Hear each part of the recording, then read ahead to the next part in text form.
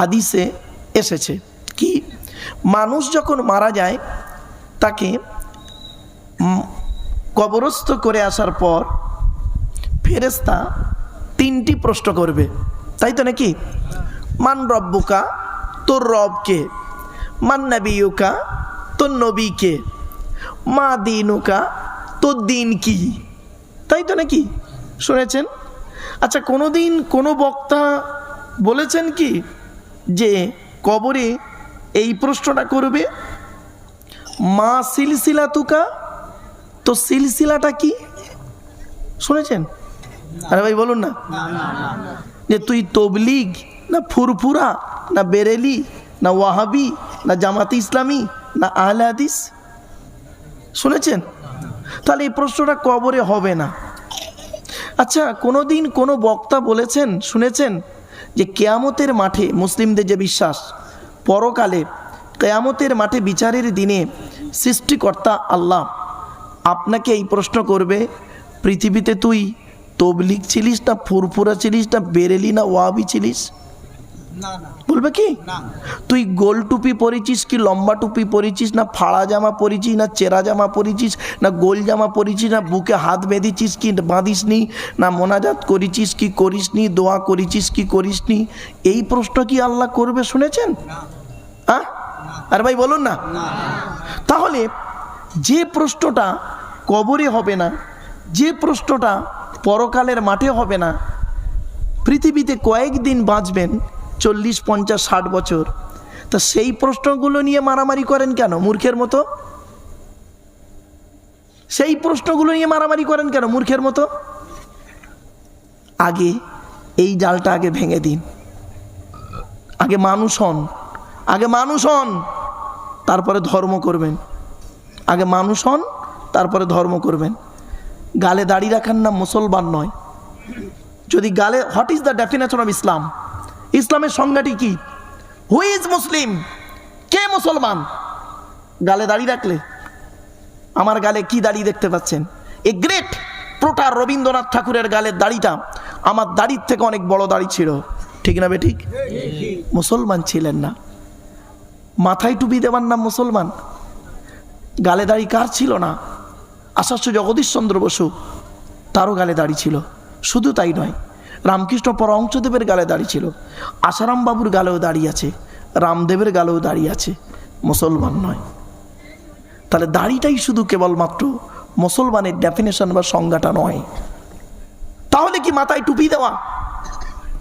আমার মাথায় কি টুপি দেখতে পাচ্ছেন? কি টুপি দেখতে পাচ্ছেন? এটা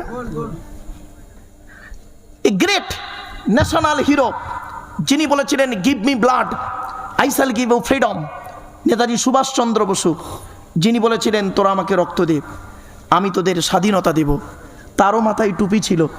পণ্ডিত জওহরলাল নেহেরুও মাথায় টুপি দিতেন, আন্না হাজারও মাথায় টুপি দিত, পাঞ্জাবিরাও পাগড়ি পরে, মুসলমান নয়। তাহলে কি এই পুরুষ লিঙ্গের আগার চামড়া কাটার নাম মুসলমান? চলুন দেখি, সর্বপ্রথম জেনে নেওয়া হোক এই পুরুষ লিঙ্গের আগার চামড়াটা কে কেটেছিল। শুনে নিন। 82 বছর বয়সে জঙ্গলে কুড়ুল দিয়ে নিজে নিজে সৃষ্টিকর্তার অনুমতিতে হজরতে ইব্রাহিম খলিলুল্লাহ, জোরে বলুন, মুসলমানের বাচ্চা। আপনাদের দেখে মনে হচ্ছে, বক্তব্য শুরুতেই বুঝতে পারছি, মনে রাখবেন, টিচার যখন ক্লাসে যায় ক্লাস করাতে, ম্যাথ যখন করাতে করাতে করাতে বোর্ডে যখন বোর্ড ওয়ার্ক করছেন টিচার, করতে করতে করতে করতে যদি টিচার জিজ্ঞাসা করে স্টুডেন্টদেরকে, এই তোরা এটা বুঝতে পেরেছিস? তো স্টুডেন্টরা যদি বলে হ্যাঁ স্যার বুঝতে পেরেছি, তখন টিচারের পড়ানোর মানসিকতাটা বেড়ে যায়, ঠিক না ঠিক? আর যদি টিচার এই কথা বলে এই তোরা বুঝতে পেরেছিস, তো স্টুডেন্টরা যদি সব চুপ করে থাকে, তখন টিচারের মনে হয় আমার পড়ানোটা বুঝতে পারছে না, অতএব কখন ঘন্টাটা পড়বে বেরিয়ে যাব। ক্লিয়ার? বুঝতে পারলেন? সুতরাং স্টুডেন্টের উত্তর দেখে, উত্তর শুনে টিচারের পড়ানোর মানসিকতা বেড়ে যায়। তো জাস্ট এখানে একটা ক্লাস করতে বসেছি, আমি ক্লাস করতে বসেছি।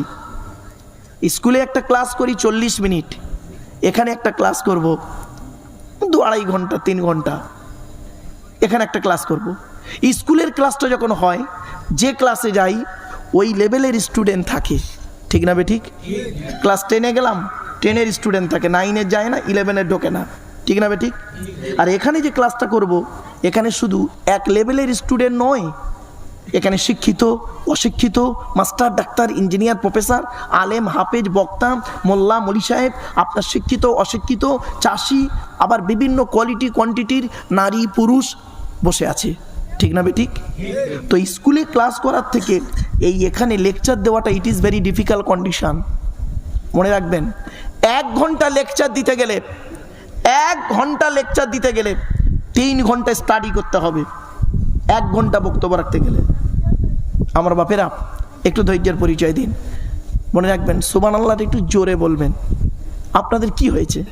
আপনাদের এখানে কোর্ট কোথায়? মেদিনীপুর কোর্ট না খড়গপুর কোর্ট? আচ্ছা, আপনাদের সঙ্গে কি মেদিনীপুর কোর্টে আমার মামলা চলছে আপনাদের সঙ্গে? তাহলে এত মনটা মরা কেন?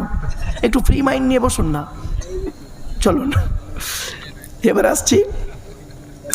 সর্বপ্রথম মুসলমানি হলো যিনি পুরুষ লিঙ্গের আগার চামড়া কেটে বাদ দিলেন সৃষ্টিকর্তার অনুমতিতে 82 বছর বয়সে জঙ্গলে কুড়ুল দিয়ে নিজে নিজে, হজরতে ইব্রাহিম খলিলুল্লাহ। জোরে বলুন ব্যাস।